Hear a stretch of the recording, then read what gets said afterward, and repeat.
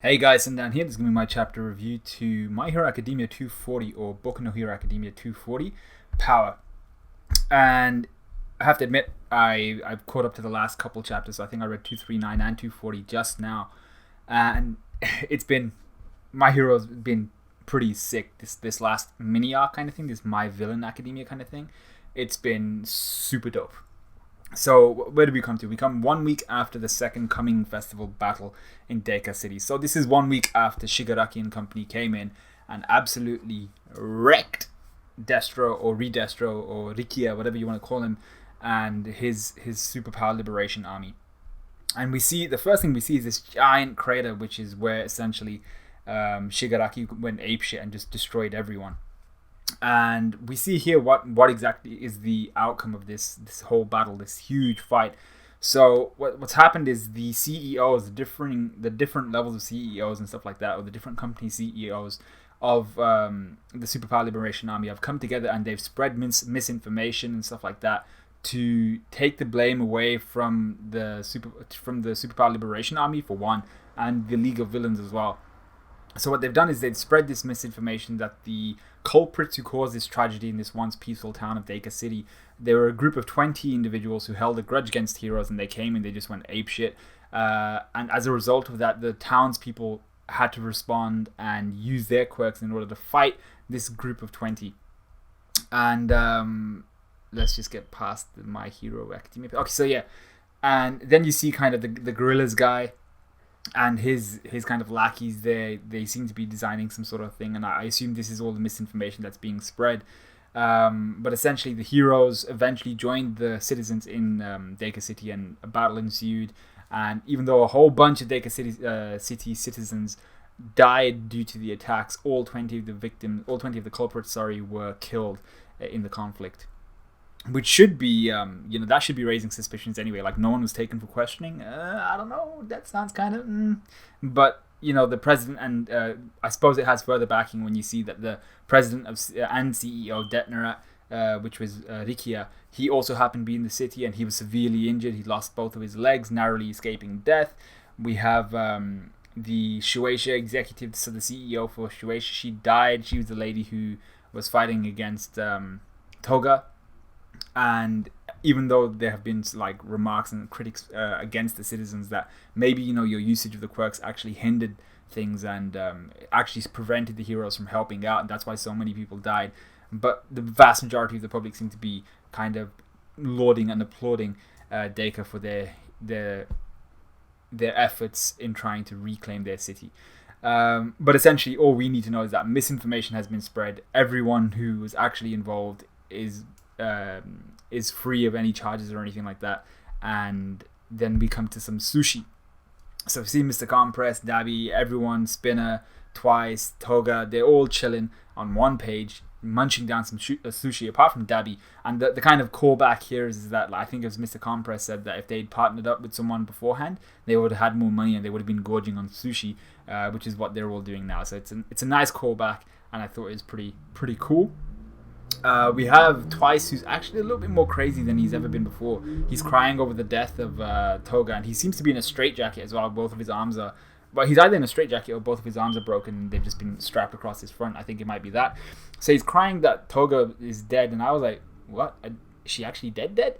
But then we see Toga, like, she's like, I'm actually alive, so like, stop paying your respects to, like... He has a small shrine set up for her death, and I was like, okay, this is weird. But Twice is kind of weird. Toga in turn actually has an eye patch, so I don't think this is going to be a permanent thing. I don't think she's permanently lost her eye, but she does look a bit more like Zaraki Kenpachi in this chapter.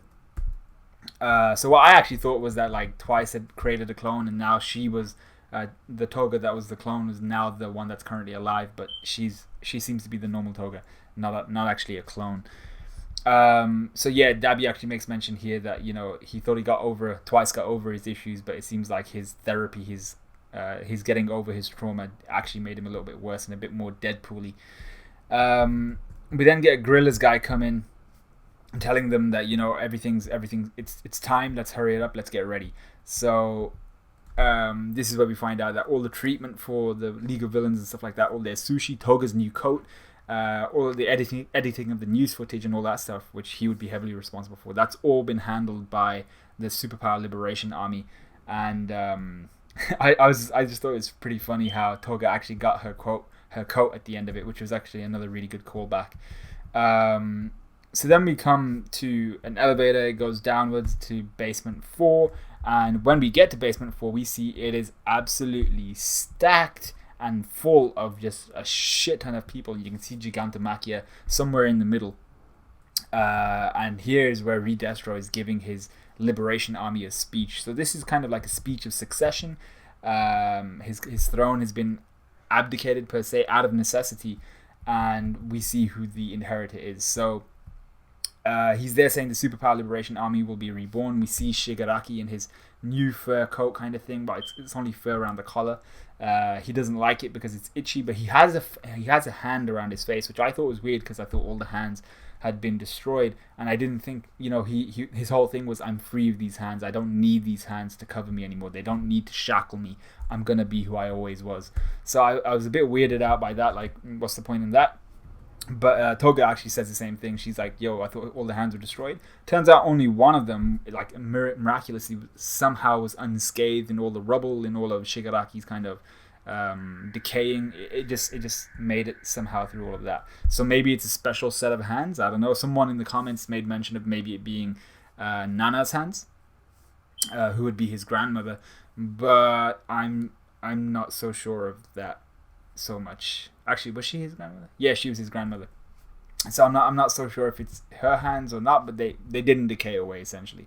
So what Rikiya says here is he gives the crowd a speech. He's like, I was always like this. I thought that inherently, I was correct. I was the one that was gonna inherit Destro's will. The League would be a wall that stood in our way and all that stuff. I firmly believe that until this day, or until the last day. But then he essentially, this is like his coming out speech. Like, I was blinded. I didn't know anything. I was too stupid or too young. I had too little knowledge. This isn't a surrender. I'm abdicating the throne and giving it to Tomura Shigaraki, who I believe is now the true liberator. And he's earned my respect. And he's going to be the leader of this new Superpower Liberation Army, which isn't going to be called that anymore, by the way, guys. Seeing as it's our second coming, we're gonna join together both of our crews, the League of Villains and the Superpower Liberation Army, and we're gonna become something new. So I think when Spinner was like, the Superpower the League of Villains died, or he said something along those lines right at the beginning of the arc, this is what he meant. The League of Villains technically has died. It's burnt away, and now we have what comes next, which is the Paranormal Liberation Front, which I thought was a bit of a mouthful, but everyone kind of coming onto the stage at the same time. You have Rikiya, you have Trumpet, you have Ice Lady. I thought Ice Lady was actually an ice dude, the guy with the hood. Forgotten his name. His name was like Apocrypha. Yeah, I think it's Apocrypha. That sounds like a metal band.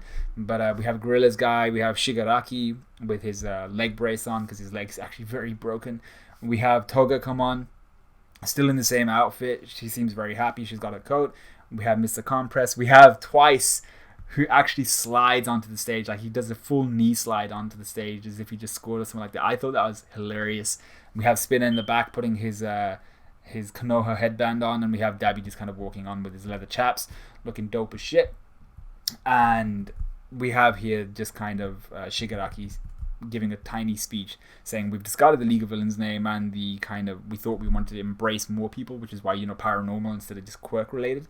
And then he says the 9 people on stage are the officers of this new kind of army, this new organization, but names mean nothing. Call us whatever you want. It's just a decoration like this hand. And he takes off the hand from his face. Everyone goes ape shit. The girls are going wild, all that good shit. And then we see in the crowd, Hawks is there. He's just chilling there, and he's like, yo, shit, we were too late. So this part of the chapter, I was like, ooh, shit. Okay, so Hawks is actually there chilling, watching what's happening, and he realizes that he had a discussion with Dabi actually right after all of this stuff, and he's there talking about so he's there with the body of Best Genist in like a bag, which is quite dark, by the way, and he's there presenting this to Dabi, and Dabi's like, "Oh, so you actually did kill someone." And I don't care who you are. I don't think Hawks would have actually killed Best Genius. Seeing he's a double agent, he's not actually a villain. So I'm not sure whose body that is. I'm not sure how the heroes came across this technology to create a fake body that was good enough to fool someone like Dabi. Even though I'm pretty sure Dabi wouldn't really check. He did that, and he's there gaining the trust of Dabi essentially. But what Hawks himself is realizing is there's an army now unified under one will.